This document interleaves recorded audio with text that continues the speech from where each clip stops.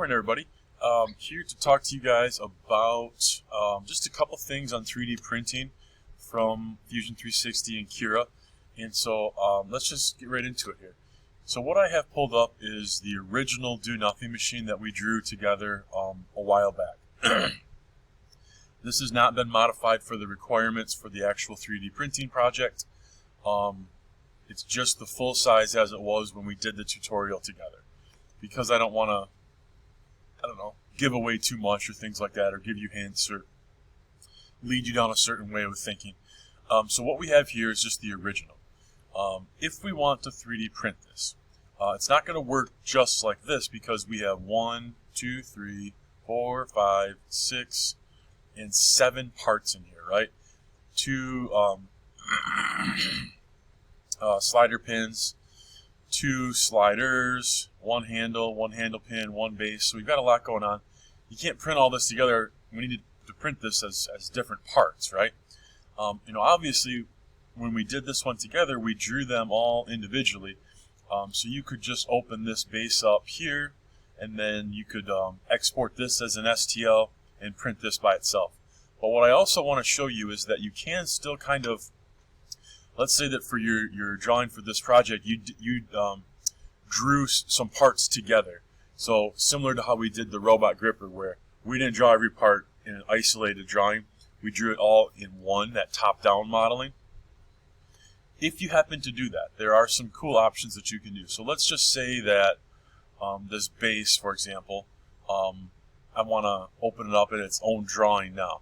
You can right-click that, and there's a lot of options that you can do. But one of kind of the neat options here would be, where is it? Right there, export. So anything that you draw in here, you can go to export, and it will then export just that component that you drew. And so I could do it as a Fusion 3D file, tell it where to save it, I could title it something different, and then it's going to isolate just this base to be able to customize it or print it or whatever you need to do. And so what I want to do real quick is open up a slider pin, for example. And there's options on how you print this. I think what I'm going to do to print this is I'm going to turn this upside down. And so that's another thing I want to show you real quick. So I'm going to hit Move Copy. And it says, what do we want to move? I want to move a component. And I want to rotate it. So it says Select the component. And as of right now, that's not a component, it's just a body. So I'm going to go back to bodies, but I'm going to leave everything else the same. Okay. Rotate, axis, I need to turn my origins on.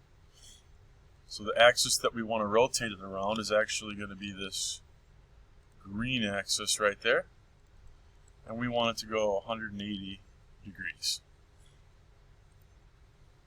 Alright, and so that was a way to spin it, and this is how I want to now export this for 3D printing. So I'm going to save it. And we'll just call this spun.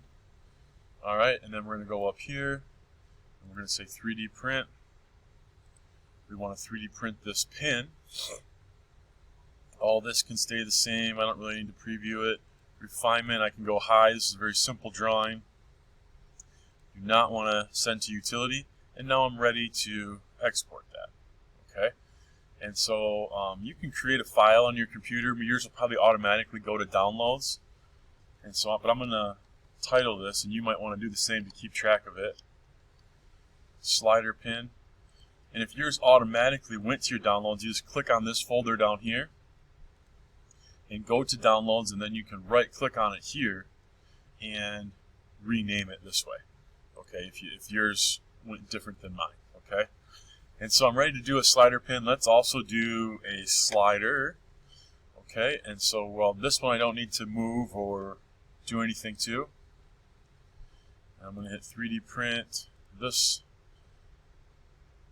Everything's good there.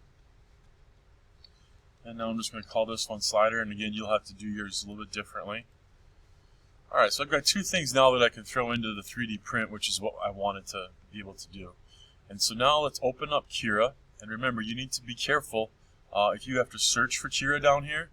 We want to find Cura 5.2.1. Okay, not 5.0, 5.2.1 is the version that you want. to use for this. And I'm going to pause the video until this gets opened up. Alright, back here, my Cura is now open, and yours should look pretty similar to this. And just a couple things to remind you as far as navigating Cura goes. If you push in on your scroll wheel like as a button, and then move it around, it kind of pans everything around like this. It moves it. If you zoom in on your scroll wheel, that's just a normal zoom. And if you push in on the right click and hold it down and move it, that kind of orbits you around. Okay. Alright, so in here now, what we want to do first is double check that you have a Dremel 3D45. Okay. The filament itself you can kind of play around with. It doesn't really matter. I mean, ours is not a Dremel filament. I'm pretty sure most of the filament we bought is, I think it's called like Sunlu or something like that. But that's not going to matter that much. We'll just go generic, and then we'll go PLA, and that'll be perfect. We don't have to worry about it past that. Okay. We'll mess with this in a second. To bring in a file, if you did not do this the other day when we were playing around with Cura, how you want to do that is you want to go up to this folder, and there's other ways to do it through this as well. I think this one's the easiest, this button here. And then what I'm going to do is select downloads, and I believe that's where yours probably would have downloaded to, also exported to.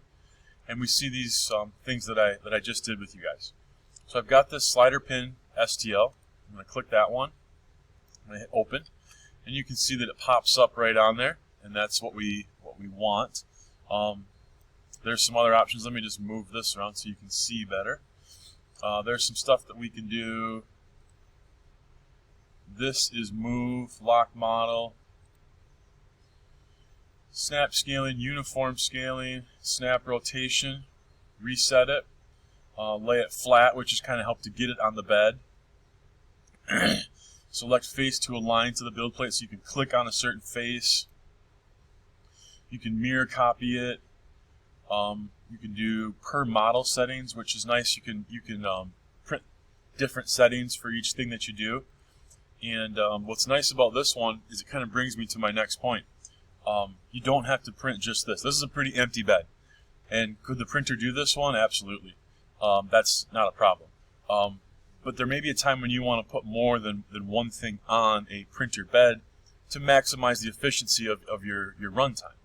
And so what we can do is we can go right back up to this folder, and I can get the slider itself, and then I can open that, and then you can now see that I've got two things going on.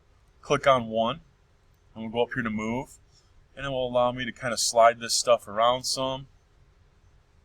If I knew I wanted to do 2 pins, for example, and 2 sliders, I can just bring in another pin, click on that one, and slide it around a little bit. Check how everything's lining up. Kind of keep them somewhat close together. That's up to you. I don't know if there's a strategy that helps having them close together far apart. In my mind, having them close together is just going to save the travel time of that nozzle going back and forth. It has a shorter distance to go, and so you're probably going to save some time that way. And then I'm going to bring in one more slider. And so what I'm getting at here is you can really do, not saying as many as you want, but you can add more than just one thing to your bed to allow you, to really make the best of your print time and things like that. As far as supports go, I think we could generate them per model, but we're going to do it all together. And I don't even know that I'll need much of this. Let's go up here to settings. You'll have some very specific requirements that you have to meet given to you in this project. And some of them can be obtained right here. But the other thing that we can do is, and we could change this from medium to high to fine, all that kind of stuff. But we can also click on this button and it toggles over to this, where we get all sorts of settings. And then I can go back to this one, and it takes you back to kind of this easier, type of setup. And so we can go into custom, and we can really mess with all these layers that you'll probably need to do to get your requirements met as far as this project goes. Whenever you're ready, then you can go ahead and hit slice.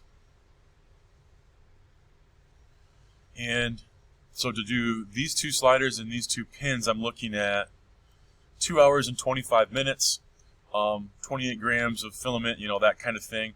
And then at the Save to Disk button, that's how you would then create that G-code that we would put onto a thumb drive, take back to the printers to actually run our 3D models.